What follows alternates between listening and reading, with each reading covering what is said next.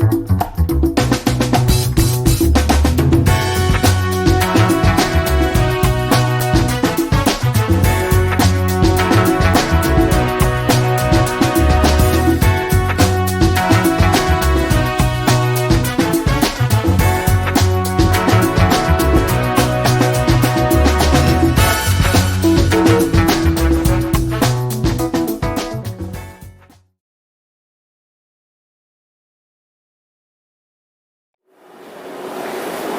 jumpa lagi Bapak Ibu saudara-saudari sedharma, salam dalam dharma, namo buddhaya. Hari ini saya akan membicarakan satu tema lagi tentang ketakutan. Karena di saat pandemi corona kali ini saya lihat begitu banyak orang yang ketakutan, takut akan kematian, takut akan kelaparan, takut akan kehilangan anggota keluarga. Dan ketakutan ini sungguh luar biasa hingga mempengaruhi kehidupannya. Sebenarnya mempunyai rasa takut itu masih lebih baik daripada tidak ada rasa takut. Apalagi dengan keyakinan yang salah yang mengatakan bahwa kalau meninggal itu karena yang di atas. Jadi dia tidak punya ketakutan. Itu malah lebih kurang ajar lagi. Itu membuat justru pandemi ini menjadi merebak karena ada orang-orang yang berpikiran seperti itu. Tapi kalau ketakutan ini sudah mempengaruhi kehidupan, ini juga salah. Karena seseorang kalau ketakutan, dia takut keluar rumah, dia takut memegang sesuatu, dia takut mengerjakan ini itu, dan pikirannya begitu rumit karena memikirkan takutnya itu. Ya, padahal kalau kita mengerti tentang kematian, maka sama saja dengan kelahiran. Begitu Anda mati, maka itu artinya Anda lahir lagi. Untuk apa ditakutkan? Ya, untuk apa ditakutkan? Nah, ketakutan-ketakutan ini saya punya contoh yang juga saya baca dari buku Acandram, yang bukunya sudah kelebur karena kebanjiran 1 Januari lalu. Ya, 3 buku seri saya itu sudah tidak bisa dibaca. Nah, salah satu ceritanya adalah tentang bagaimana orang begitu ketakutan luar biasa sampai mempengaruhi hidupnya, nggak bisa tidur, nggak bisa makan, ya mungkin karena lauknya yang kurang enak gitu. Ceritanya adalah seorang anak umur 7 tahun.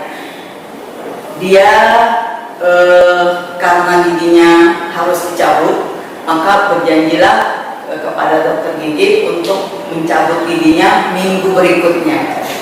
Dari sepanjang perjanjian dia dengan dokter gigi itu, dia sudah mulai memikirkan, karena dia pernah mendengar lewat di depan ruangan dokter gigi itu suara bor listrik begitu menakutkan. Jadi sepanjang harinya, kalau malam-malam dia mimpi bahwa giginya akan dibor seperti seperti orang ngebor jalanan, ya, membolongi jalanan. Rumit sekali hidupnya, ketakutannya luar biasa sampai begitu makan pun dia memikirkan, karena giginya yang bolong ini kalau dia makan nanti akan sakit, kemudian nanti janji ke rumah sakit, terus akan dibor segala macam. Yang ada di pikirannya selama seminggu dari dia mulai berjanji hingga hari ditentukan oleh dokter giginya itu, setiap hari itu dia tidak bisa tidur, dia selalu mimpi buruk, dia selalu merespon hal-hal lain pun dengan ketakutannya. Pada harinya itu lebih-lebih, biasanya kalau udah dijanjiin. Makanya untungnya kita nggak dikasih tahu kapan kita akan berhenti nafas, kita nggak dikasih tahu kapan kita akan meninggal. Bayangkan kalau kita dikasih tahu, Cik, umur Anda tinggal seminggu lagi. Bagaimana perasaannya? Kalau saya tanya, ada yang mau tahu kapan meninggal? Ada, saya mau tahu. Itu sebenarnya bohong. Ketika Anda tahu Anda kapan mati, maka begitulah Anda akan mulai tidak makan tidak enak, tidur, apapun yang dilakukan, yang terbayang adalah kematian. Ya, kematian. Padahal sebenarnya itu biasa-biasa saja. Kembali ke cerita tadi, begitu pada harinya dikatakan akan bertemu nanti jam 7 dengan dokter gigi.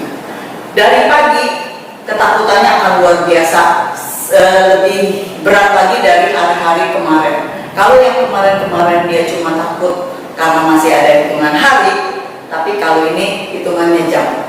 Ntar malam jam 7 akan ketemu dokter gigi dan giginya akan dibuat, akan mengeluarkan darah yang banyak, akan kesakitan luar biasa. Itulah bayangan-bayangan di anak umur 7 tahun ini. 2 jam kemudian sebelum perjanjian dengan dokter, janji jam 7, jam 5 suster dari si asisten dokter ini, ya, si asisten dokternya ini, si suster telepon bahwa ternyata dokter punya keperluan lain, tidak bisa ketemu pada hari itu.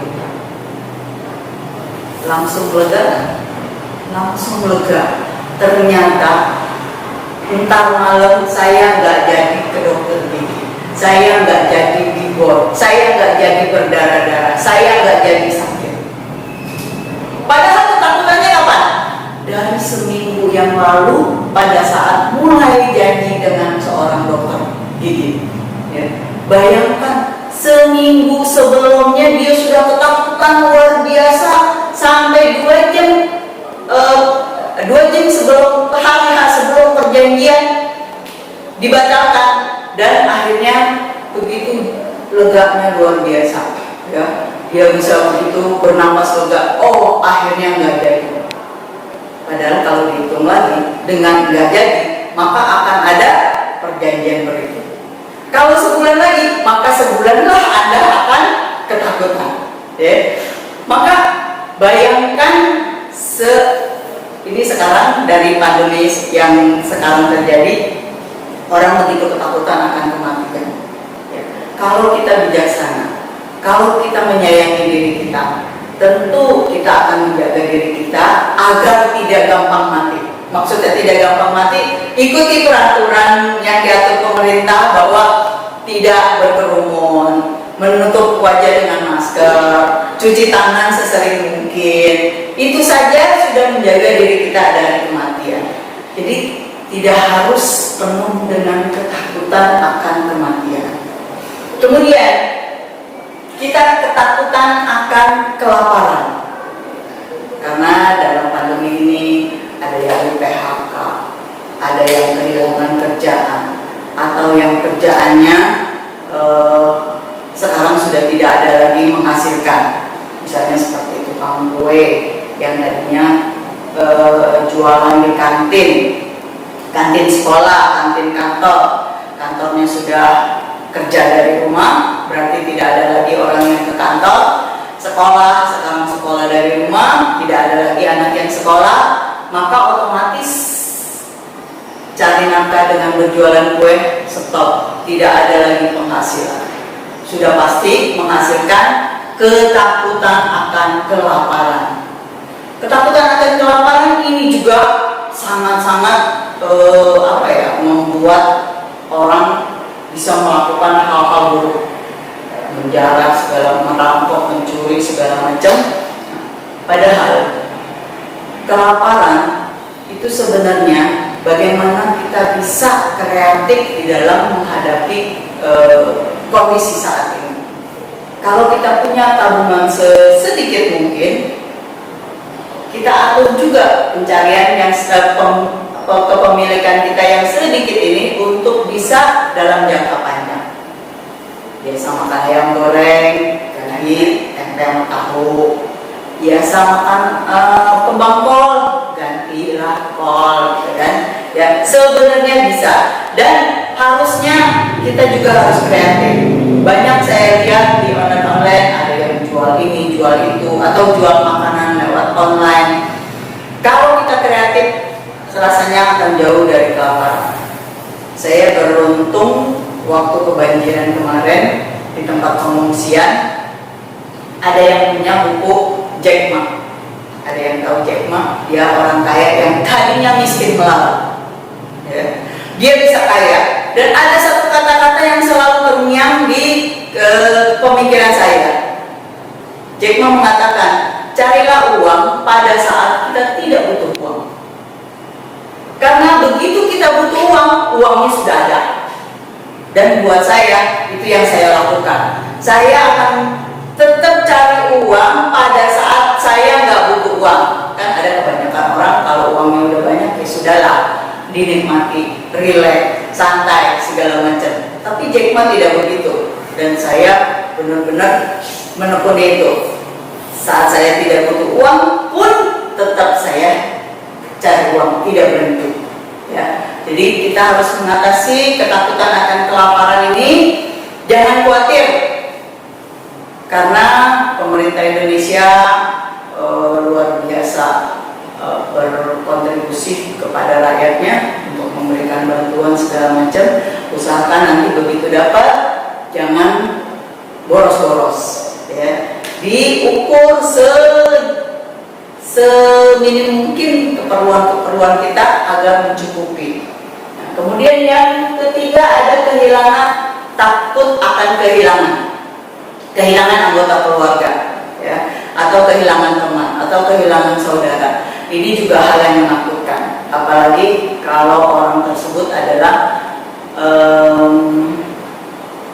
pencari nafkah, ya, pencari nafkah, atau tulang punggung keluarga. Itu akan sulit sekali.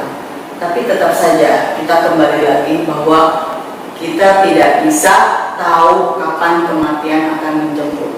Yang kita tahu adalah berpikir positif, berpikir bagaimana kita menjaga diri kita, menjaga keluarga kita, menjaga kondisi kita, menjaga lingkungan kita, agar kita tetap baik-baik saja di pandemi corona kali ini.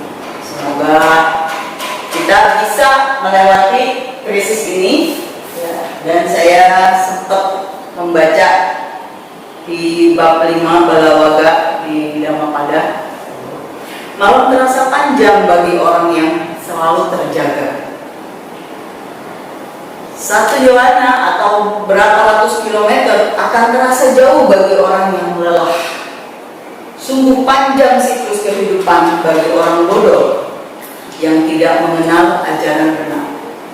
Jadi kalau kita mengerti Dharma, kita mengerti siklus kehidupan, kita akan mengerti tentang kelahiran dan kematian, maka seharusnya kita tidak diliputi oleh ketakutan-ketakutan. Baiklah Bapak Ibu, itu saja yang bisa saya sampaikan pada hari ini. Semoga kita selalu dalam kondisi sehat, bahagia, sejahtera, dijauhkan dari mara bahaya. Saya akan tutup dengan doa.